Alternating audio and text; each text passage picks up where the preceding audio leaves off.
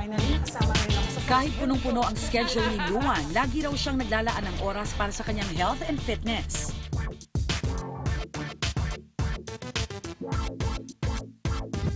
Gaano ka ba kadalas? Gumagalaw, nag-workout? Nung na-addict ako, 5 times a week, Sunday lang ang pahinga ko. Sa time sobra. Yes, diba? alam nyo yan, Yes. di ba? Oh. So, yun. Pero nung tinatamad na ako, mga once a week. At least once Pero, a week, may ginagawa pa rin. Gusto mo ba? Okay, sige. Gusto niya daw, coach eh.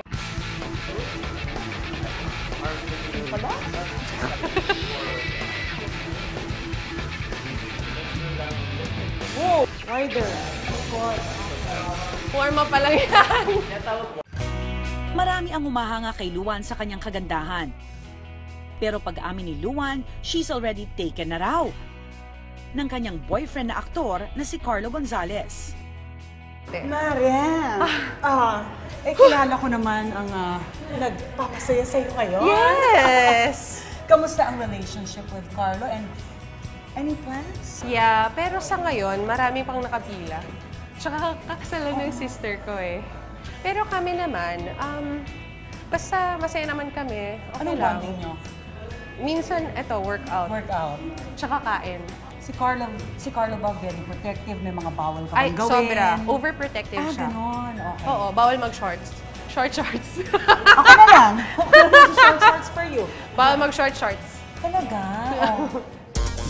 Luan, ready na si Coach para sa ating ultimate 360 exercise.